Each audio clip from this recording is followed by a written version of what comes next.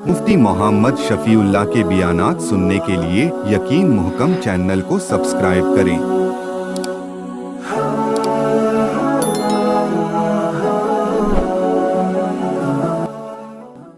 नहमदुहु व नुसल्ली अला रसूलिहिल करीम। अम्मा बअदु फ़अऊज़ु बिल्लाहि मिनश शैतानिर रजीम। बिस्मिल्लाहिर रहमानिर रहीम।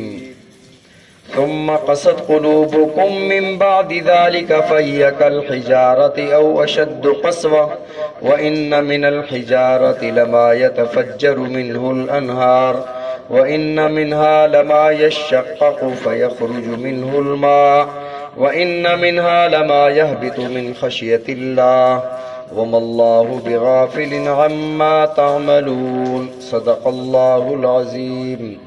اللهم صل على محمد وعلى آل محمد كما صليت على إبراهيم وعلى آل إبراهيم إنك حميد مجيد. اللهم بارك على محمد وعلى آل محمد كما باركت على إبراهيم وعلى آل إبراهيم إنك حميد مجيد. سابقہ درس میں عرض کیا تھا کہ اللہ رب العزت نے انہیں حکم ارشاد فرمایا کہ گائے کو ذبح کر کے گائے کے گوشت کا کچھ حصہ مقتول کے جسم کے ساتھ لگا دو تو یہ زندہ ہو کر بتا دے گا. بہرحال پھر ایسا ہوا تو پھر بھی یہ ایمان نہ لائے تو اللہ رب العزت نے ارشاد فرمایا کہ ان کے دل پتھر یا پتھر سے بھی زیادہ سخت ہو گئے.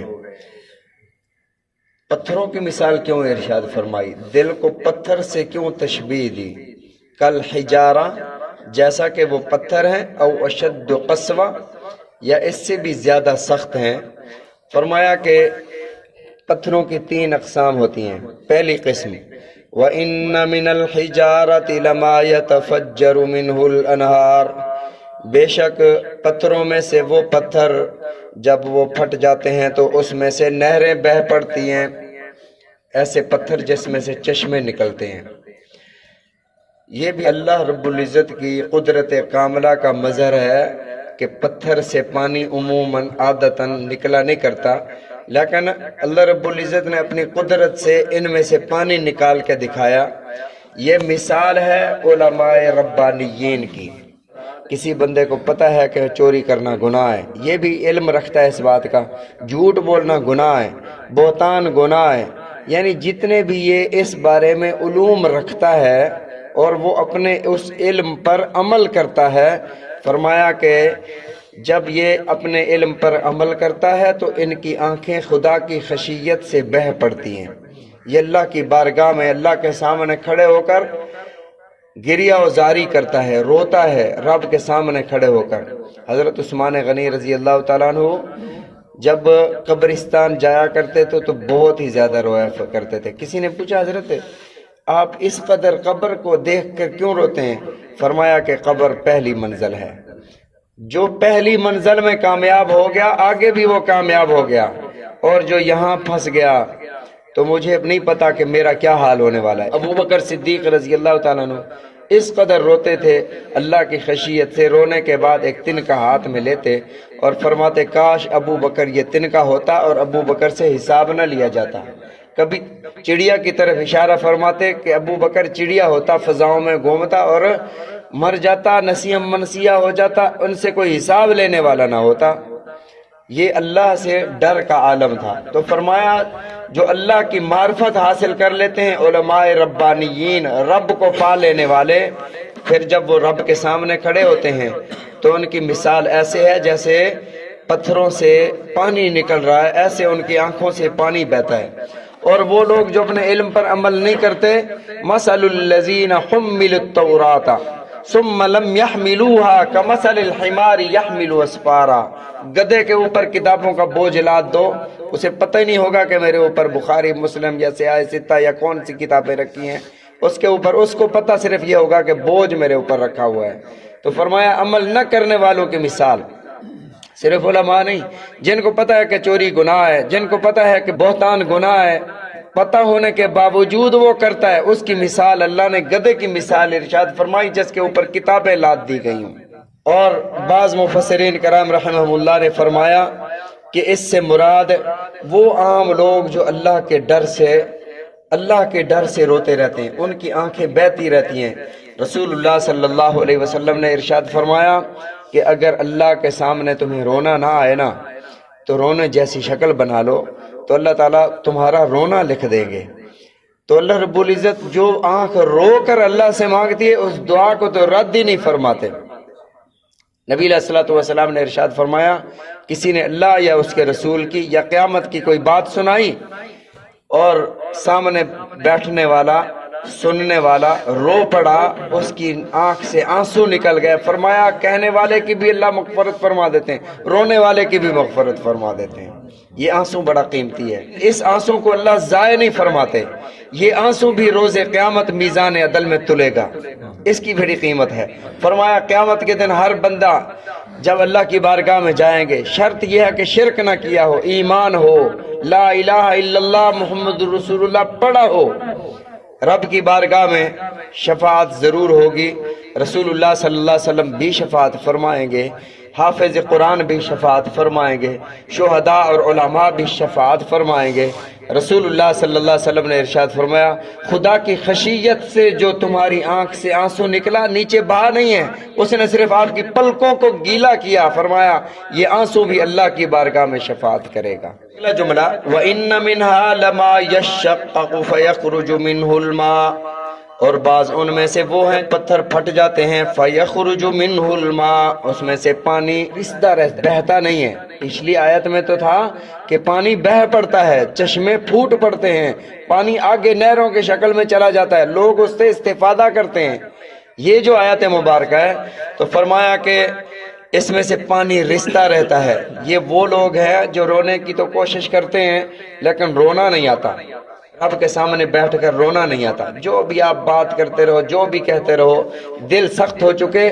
رسول اللہ صلی اللہ علیہ وسلم جب خطاب فرماتے، جب واز فرماتے، صحابہ فرماتے ہیں ذرفت العیون، ہماری آنکھیں بہہ پڑتی، ووجلت القلوب، اور ہمارے دل پھٹنے کو آ جاتے، ہمیں ایسے لگتا ہے جیسے جنت و جہنم ہمارے سامنے ہے۔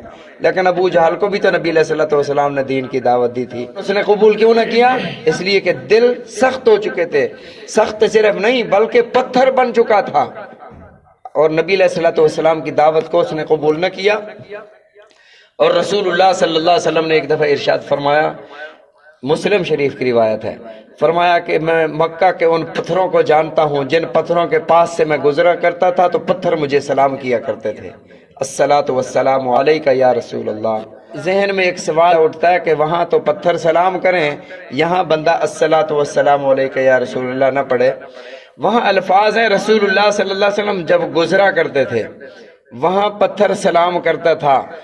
تو اگر آپ روضہ اطہر پر جاؤ، ضروری نہیں ہے کہ یہی الصلاۃ والسلام علیک یا رسول اللہ پڑھو، اجازت ہے کہ وہاں پر الصلاۃ والسلام علیک یا رسول اللہ پڑھ سکتے ہیں، کیونکہ برزخی زندگی آپ کو قبر کی زندگی حاصل ہے۔ اور اسی طرح ہمارے ہاں دستور بھی ہے کہ اگر بندہ قریب ہو تو ہدیہ پیش کیا جاتا ہے، تو یہاں بندہ ہدیہ پیش کر رہا ہے، الصلاۃ والسلام علیک یا رسول اللہ، ہدیہ پیش کر رہا ہے، ہدیہ عقیدت، ہدیہ محبت، تحفہ درود پیش کیا جا رہا ہے۔ اور جب بندہ دور سے دور ہو تو وہ چیز کوئی ہدیہ بھیجا جاتا ہے۔ رسول اللہ صلی اللہ علیہ وسلم نے ارشاد فرمایا، اگر کوئی مجھ پر درود پڑھتا ہے دور سے، فرمایا فرشتے پہنچاتے ہیں، اور جب کوئی میرے پاس آ کے پڑھتا ہے فَسَمِعْتُهُ، میں اس کو سنتا ہوں۔ حجر اسود بے شک پتھر ہے، لیکن اس پتھر میں اللہ رب العزت نے یہ خصوصیت عطا فرمائی، عینانی، اس کی دو آنکھیں بھی ہیں، وہ تمہارے استلام کی گواہی بھی دے گا، لیکن کوئی پتھر نفع نقصان کا مالک نہیں ہے۔ فضیلت بے شک اللہ نے عطا فرمائی، یہی وجہ تھی کہ یمن کا بادشاہ حجر اسود کو لے کر یہاں سے جاتے ہیں اور وہاں توڑ کر پتھروں میں پھینک دیتے ہیں۔ حجر اسود نے اپنے آپ کو بچایا نہیں، پھر بعد میں تقریباً 22 سال کے بعد دوبارہ حجر اسود بیت اللہ کے اندر نصب ہوا۔ اور اسی طرح طوفان نوح جب آیا تو پاس ہی جبل ابی قبیس ہے، یہ بہہ کر وہاں چلا گیا، اور وہاں حضرت ابراہیم علیہ السلام جب بیت اللہ بنا رہے تھے تو اللہ کی بارگاہ میں عرض کیا اللہ حجر اسود کہاں ہے، میں اس کو نصب کروں؟ اللہ نے ارشاد فرمایا جبل ابی قبیس میں ہے، وہاں سے لے کر یہاں نصب کر دو۔ تو حجر اسود کے بارے میں ہم حجر اسود کو چومتے کیوں ہیں؟ یہ امت میں لوگوں میں اختلافات اس وجہ سے ہو گئے کہ مسلمانوں تم بھی تو پتھر کو چومتے ہو، ہندو ہم ہندو ہیں اس لیے ہم بھی پتھر کی پوجا کرتے ہیں، ہم پتھر کے آگے ہاتھ باندھ کر کھڑے ہوتے ہیں اور تم پتھر کو پوجتے ہو، تم بھی پتھر کو چومتے ہو۔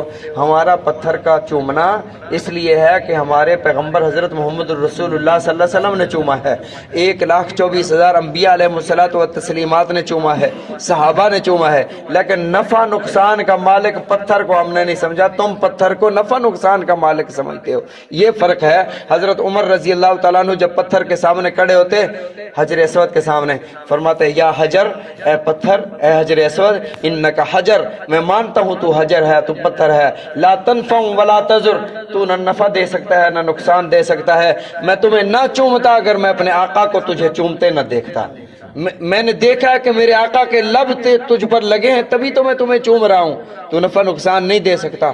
پتھر کی ایک شان ہے، نبی علیہ الصلوۃ والسلام نے ارشاد فرمایا حجر اسود جب جنت سے آیا تھا تو اس کی روشنی اس قدر زیادہ تھی کہ 4 کلومیٹر جہاں جہاں تک اس کی روشنی گئی وہاں وہاں تک اللہ نے حرم بنا دیا۔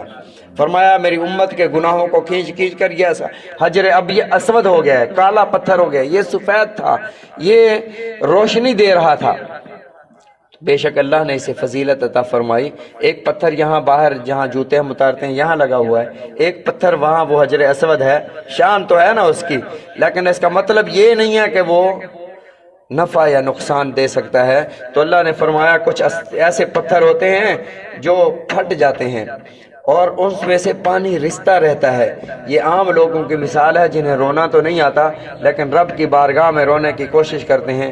ایک رہ گیا کہ ایک اور پتھر ہوتا ہے، تیسری قسم پتھر کی، وہ انشاءاللہ کل ذکر کریں گے۔ اللہ رب العزت ہم سب کو سمجھنے کی، عمل کرنے کی توفیق عطا فرمائے۔